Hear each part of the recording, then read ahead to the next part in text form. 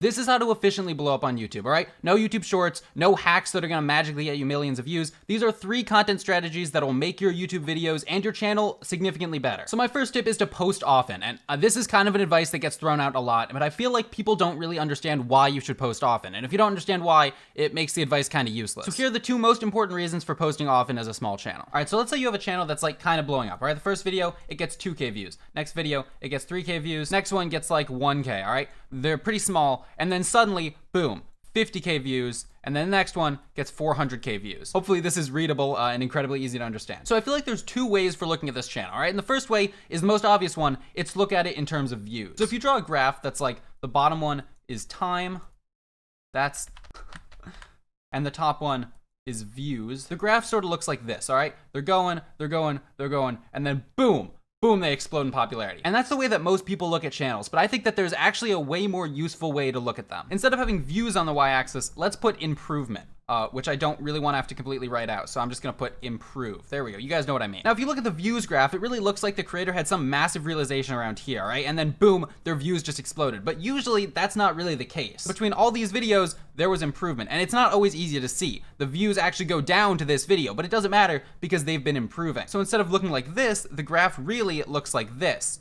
And they're slowly improving over time. And then I think it can make more sense why these 2 videos blew up, because they're slowly improving, they haven't really reached, let's say this is like the point where your video blows up. This is point Y, and at point Y, this is where your videos blow up. This is where your video start to go viral. And even though there is improvement all the way here, you can't really see it. It's just invisible until you get to right here, and then boom, the channel starts to blow up. So really, that's a long way to say that views don't mean everything. A lot of it is learning how to make YouTube videos, and posting often is really the best way to do that. But there's one more reason, and I feel like people don't talk about this enough. Let's look at Ryan Trahan's channel, right? He's a pretty successful YouTuber. Let's look at how many views he's gotten this month. 82 million. Now that's a pretty insane amount of views. But weirdly, when we look at the videos he's posted in the past month, they only add up to around 10, 11, 12 million, which obviously is a lot, but it's way less than 82. And I think that the reason for this is pretty obvious. All of his old videos are still getting views. If we look at the videos gaining the most views from him right now, this one was posted over a year ago, and yet it's still getting over 1,000 views per hour. But the thing about Ryan Trahan, all right, he's a massive channel. Obviously, you're not gonna be getting 80 million views a month. So I think that the best example is this podcast clip right here. And then I did a thing for a year, and in the first year, I probably made $1,000. So it was never something I could do by itself, but I was pretty dedicated to it because I was like, seeing what's on YouTube, and I was like, I think my stuff's all right. And the people that did watch it liked it. And then it was just one video took off. It was I made a video called How Dangerous is a Metal Straw. But I made that video, and then the algorithm picked up. And then my whole channel in that first month, I think I got 30 million views. How many videos did you have on your channel before then? So around 30. I did a thing, posted 30 videos before he had his first one blow up. This video on metal straws. And you can see how much it went viral on this channel, because in the first 3 days, it got 8,000 views. In the first 7 days, it got 11,000.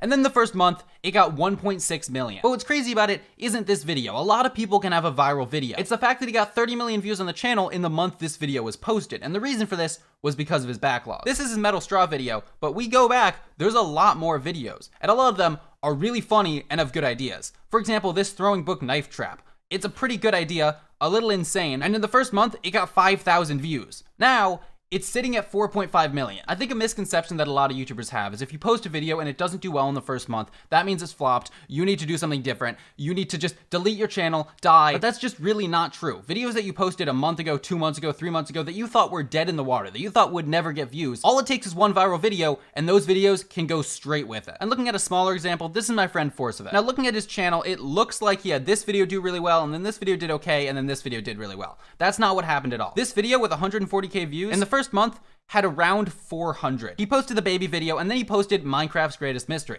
This one did really well, and it took the Armor Thief video with it. And now, the Armor Thief video is the most popular video on his channel, even though it was posted over a year ago and it didn't even blow up first. I hope this convinces you that just because your video flopped, if it's actually a good video, it will do well in the future. I promise you. All you need is one banger video. All right, now let's get on to part 2, which is ideas. And I think that ideas are one of the things that small YouTubers struggle with the most. Because a lot of people focus on videos, they focus on thumbnails, they focus on titles, but sometimes the idea just kind of sucks. So this is one strategy that you can literally start doing right now. It will not take that long, all right? Here it is.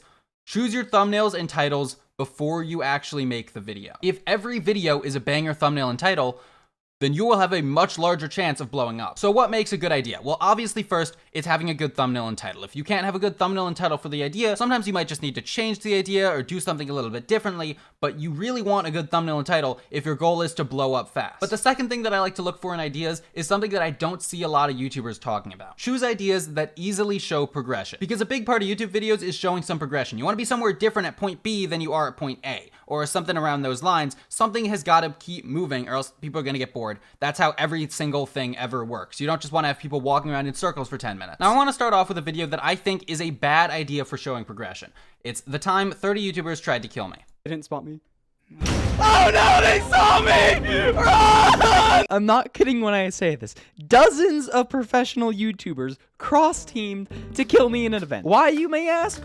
It probably started in the practice round. See, the event is You see, this video is just him playing minigames. They're interesting minigames, they're with YouTubers, but there isn't really a goal to the video. It's really hard to show progression if there's no goal. And I'm not trying to say this video sucks. I'm just trying to say this idea is not the type of thing you want to do if you're trying to blow up. But I'm gonna be fair with RecRap because one of my favorite ideas for progression is also one of his videos. Can you farm 1,000,000 melons in 100 Minecraft days? This is what 1,000,000 looks like. Psych! Minecraft can't even load in 1,000,000 melons at the same time. This video, I think it's pretty obvious right off the bat why this is so good for progression. 1,000,000 melons. Here, I can show progression to counting to 1,000,000 melons. 1, 2, 3, 4. That's all he has to do in this video. Showing progression is easy when the goal is really clear and really easy to quantify. As well, there's an added time limit. Oh my god, day 1, day 2, day 3. That's another form of progression. I'm not saying you should make this exact video. There's a lot of really good ways to quantify progression. For example, for hardcore videos when you're building stuff, you can show progression by literally just showing the build. People aren't that stupid. You don't have to feed them the progression with a dumb progress bar and ding, ding, ding, ding, ding Among Us sound effects, okay? But you should at least have a goal that the viewers can see progression towards. That's really the easiest way to do it. Videos with unclear goals can still do well. There's a lot of examples of that happening. But if you want to make your life easier and you want to blow up way faster, I would choose ideas that make it easier to show progression.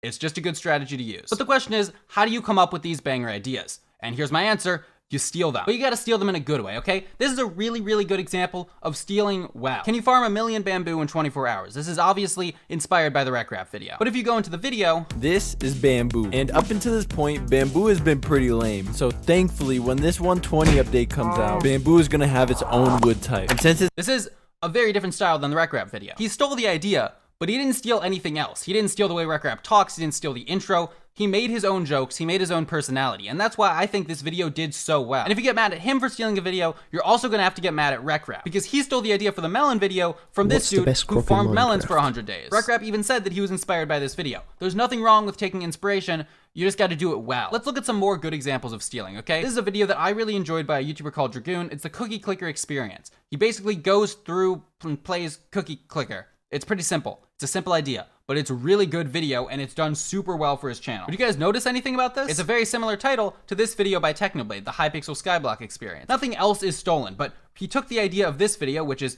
going through Hypixel Skyblock, playing through it and making it entertaining, and he did it with cookie clicker. That's a really, really well stolen idea, because I feel like most people wouldn't even notice it. But if you just steal from YouTube, I think you're limiting yourself. Eric trapping 25 strangers in a box was very inspired by the TV show Big Brother. He made it into a YouTube format, and it got 16 million views. Same with Ryan Tran. He stole this idea from the show Dirty Jobs. He even mentions it in the video. And double stealing points. Dirty. A lot of things are dirty, like fish and poop and fish poop. I want to clean fish poop. Why? You guys know where that video is stolen from? Well, it's stolen from the Bill of Words video, The History of the World, I guess. That one's a banger. So many people have stolen from that video. It's basically its own format now. You shouldn't just steal. That's a good way to make bad content that nobody's gonna wanna watch because it's just a worse version of someone else's. I would say put together different styles of content to make it your own. Really, everyone's content is just a combination of all the million things that they watched, all right? You're not special in any way. So make your combination of things that you've watched really, really well put together. Now, part 3 is planning, and I want you to try and notice something about this video. 66 that I need to collect, so I guess I'll start with the charged creeper. He's starting with the charged creeper. Now, if you don't know, a charged creeper is actually a very difficult mob to start with, and as you can see, the charged creeper is a weird mob to start with. Most people would probably go with the easy ones instead of starting with one of the hardest ones right off the bat. But he chose this intentionally. In fact, he even went back and re-recorded this intro later because he thought that this would be a really good idea. And this is an example of planning. If you plan out the video beforehand, it'll make your life a lot easier when editing.